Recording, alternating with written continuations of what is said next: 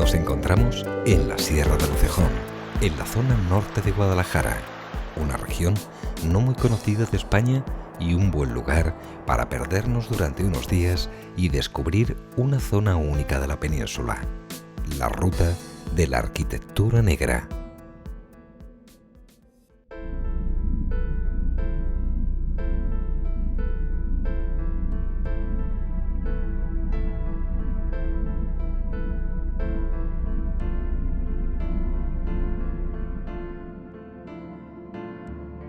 Tamajón es el inicio de nuestro viaje y entrada natural a la ruta de la arquitectura negra. Es un alto en el camino, pues a pesar de no dar señas visuales de pueblo negro, se engloba como tal. Quizá por pedanías que sí lo son, o simplemente porque antaño fue centro neurálgico de comercio y paso de ganado a la Sierra de Ayllón.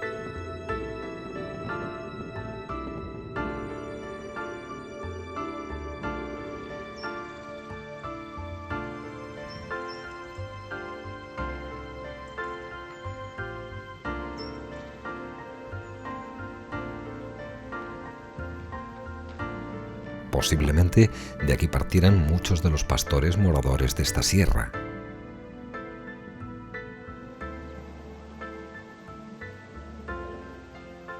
La diferencia no radica solo en la arquitectura, sino en la clase social de las gentes que habitaron este lugar de fríos inviernos. Buenos días. Buenos días, Cristo. ¿Qué tal? Va. Pues mira, con un constipado que no veas. ¿Y eso? Pues yo... Es difícil imaginar en estos tiempos que esta villa fuese una de las opciones que considerara la Comisión de Consejeros de Obra de Felipe II para construir el Monasterio Real de San Lorenzo que hoy engrandece el Escorial. Basta con pensar que esta zona contaba con canteras de piedra y pizarra suficientes como para emprender proyectos de gran envergadura. De hecho, podemos ver esta piedra dorada de Tamajón labrada en los muros de la fachada renacentista de la Universidad de Alcalá o en los del Palacio de los Duques del Infantado en Guadalajara.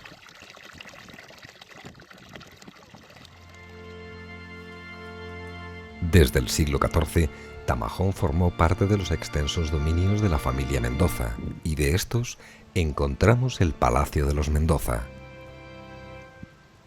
construido en el siglo XVI y que hoy alberga el ayuntamiento del pueblo. De la edificación original queda esta fachada plateresca que aún conserva un par de escudos, uno ilegible y el otro de armas de los Mendoza y la Cerda.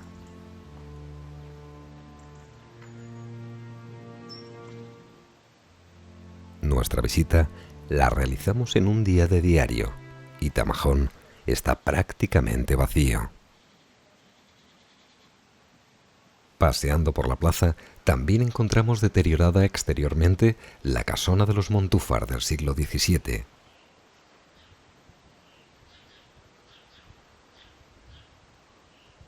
Una familia de origen navarro que tras la Reconquista se extendió por España. Es curioso el dato que, fruto de la amistad y recomendación de la familia Mendoza, uno de los Montúfar, el dominico Alfonso de Montúfar, fuera nombrado por Carlos I arzobispo de México. Hoy en día, el apellido está extendido por América Central y da nombre incluso a una provincia de Ecuador.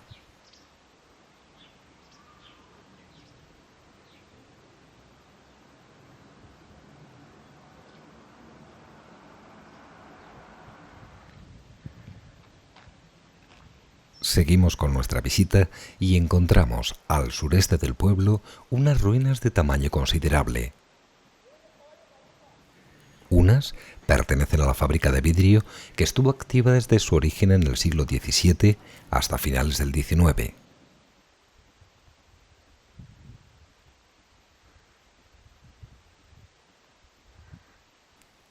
Esta fábrica de vidrio blanco era parte de la industria junto al carboneo y corte y preparación de maderas y fustas para carruajes.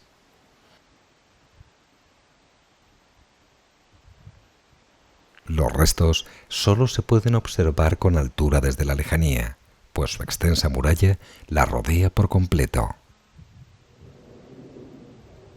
Enfrente encontramos los restos del convento La Inmaculada Concepción.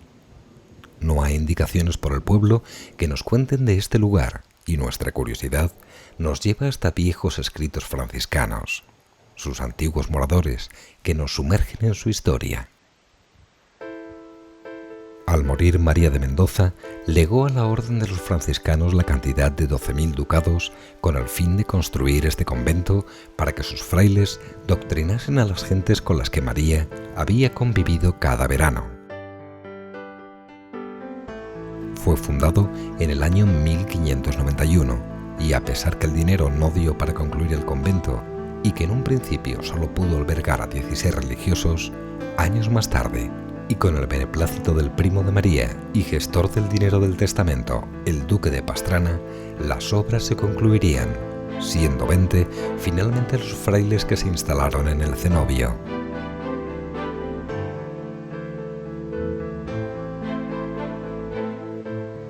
Fue abandonado con la desamortización de Mendizábal en 1835.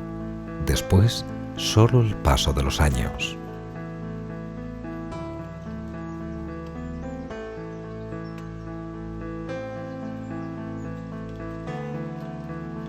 Fue almacén de aperos de labranza, cuadras para el ganado y fuente de material de construcción para las casas del pueblo.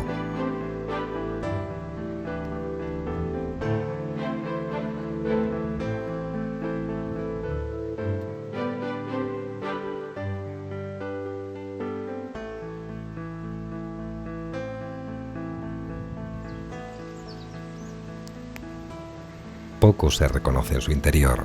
La naturaleza sigue su camino y apenas se distingue un pozo en el que debió ser el claustro de planta cuadrada.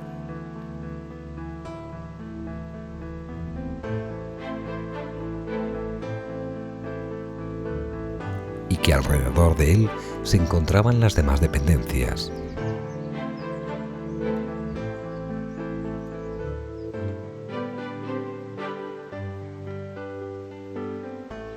De su iglesia solo podemos imaginar la ubicación,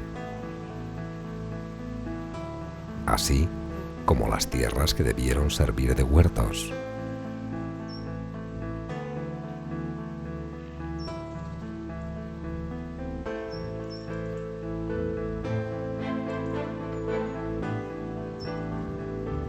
Durante 2 siglos y medio, sus frailes fueron parte de esta comunidad.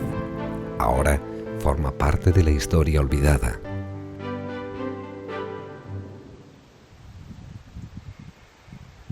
En el extremo norte del pueblo se alza la iglesia dedicada a la Asunción de Nuestra Señora, de origen románico y reformada en el siglo XVI.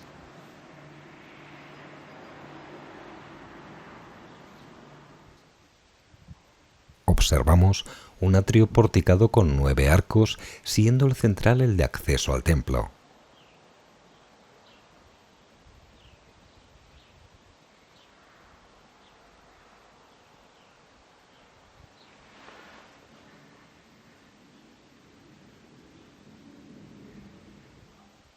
Aún se conservan unos canecillos con diferentes caras talladas del siglo XIII.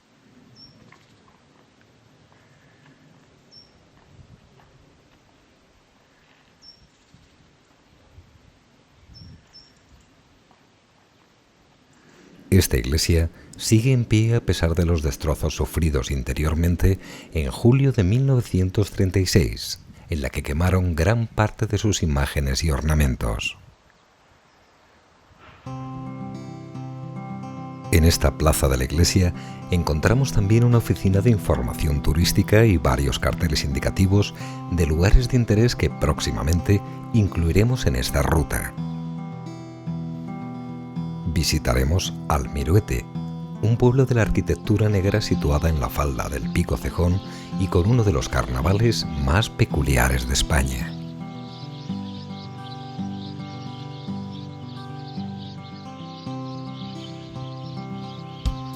Pasaremos una tarde en Sacedoncillo, un pueblo fantasma abandonado desde la Guerra Civil. También haremos una de las excursiones más interesantes, la pequeña ciudad encantada de Tamajón. Pero no podemos abandonar Tamajón sin visitar la ermita de Nuestra Señora de los Enebrales. Allí nos dirigimos. Esta es la carretera que nos llevará a la mayoría de nuestros destinos. A apenas 1 kilómetro encontramos la bifurcación de acceso a los pueblos negros.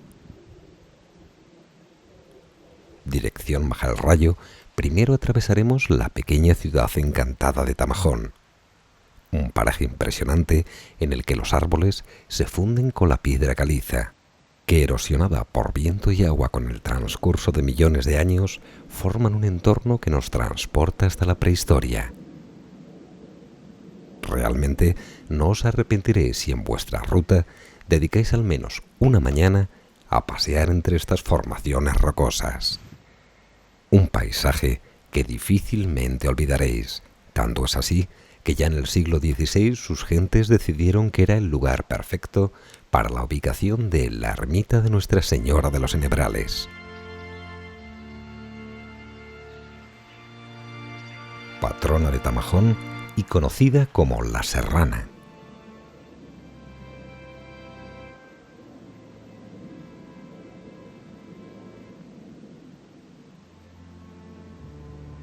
Con las fiestas patronales de Tamajón, La Serrana es trasladada en procesión hasta la iglesia del pueblo. Allí permanece para celebrar la romería. Pero estos bosques montañosos de enebros son su morada, y el segundo domingo de septiembre la Virgen vuelve de nuevo a su santuario.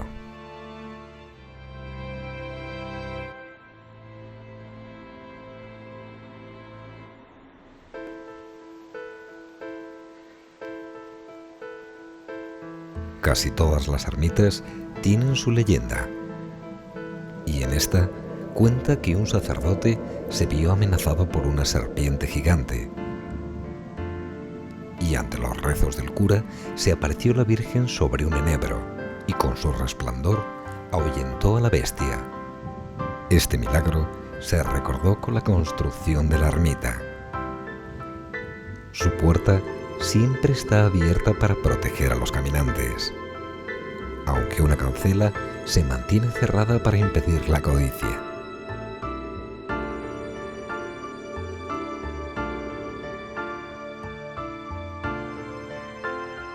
El día termina y nuestra ruta de hoy también.